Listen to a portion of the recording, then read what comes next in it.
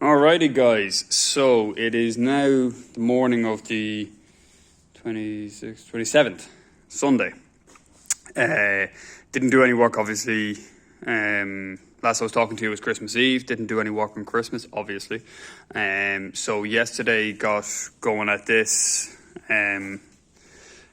You still have family around and stuff like that, so you don't do as much as you could if you were just taking to it as a normal working day. But got the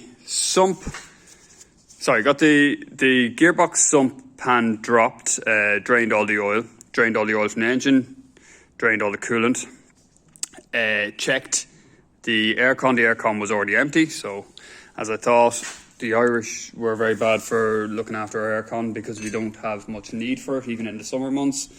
You would nearly want to enjoy the heat.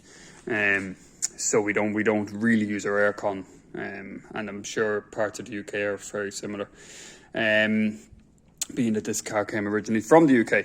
So what else did I get done? So that I got the gearbox pan dropped, looked inside of it. It was nice and clean. There was no oil or no metal filings or anything like that. Got the oil lines taken off the engine, started pulling apart.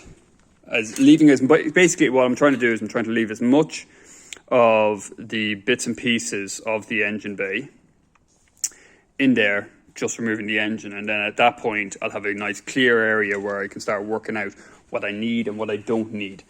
So that's the entire wiring loom that went to the engine. We have stuff like those two there where the aircon pump and the aircon condenser or evaporator, maybe, I don't know. I'd say we don't really know aircon in Ireland.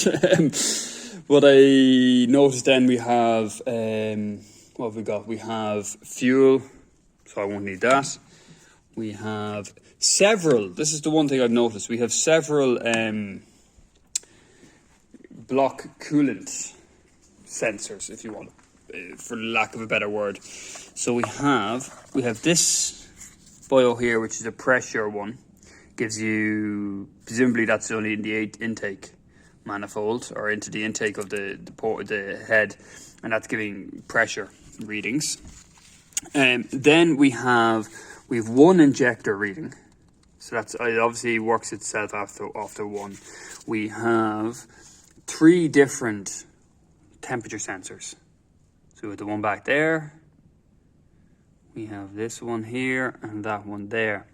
They all look standard for temperature sensors. That's, maybe I might pull them when I have the engine out and just see. Maybe there's something else going on there. Maybe one of them is not a temperature sensor for the coolant jacket, and maybe it's for something else. But it's nice and handy now. It should be. We got a hook there. We have a hook just here. So that's perfect. You can take your bets now on what I've forgotten to disconnect. The gearbox is staying in there. It's all bolts are all out of it. Had a big job trying to disconnect that dipstick for the gearbox from there. The bolts were really tight. In general, actually, I have to say this the petrol 124 I've done. Obviously, I took apart the last 124 and I took apart the last W210. Both times sort of went off without a hitch. This one is fighting me every step of the way. So the bolt for this dipstick, that's the state it got to. I had to cut a channel through it to put off center because I couldn't even get into it properly, but I managed to get some kind of channel cut into it to try and put a flathead on it because the Allen key part had rounded out and I can't get leverage to hammer into it. Still didn't work. WD-40 obviously all on it. Vice grips. What I did was, once I had that slot cut, I was able to then use a chisel to try and move it a little bit, but that didn't really work either, and then the vice grips on it was enough. So that was that. The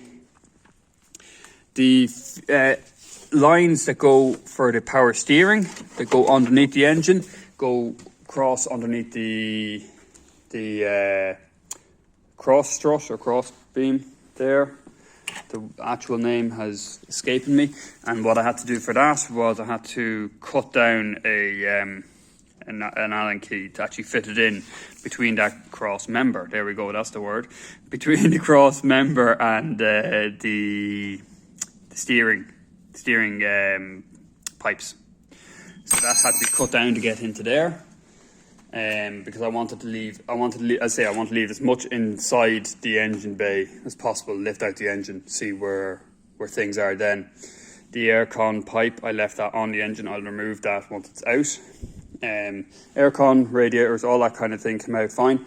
There was a couple of the brackets a couple of the Allen key bolts for holding the oil lines from the transmission oil lines along here were very hard to get out. There was one here that snapped, and it looks like it's in the gearbox side of things. Of course it is.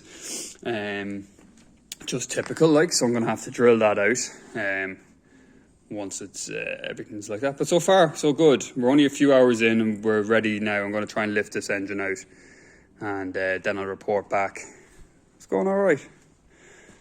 This is the new addition to our family, little bulldog. We adopted her. She's loving it. She's watching what's going on. Yeah, all right, guys. I'll report back when the engine is out.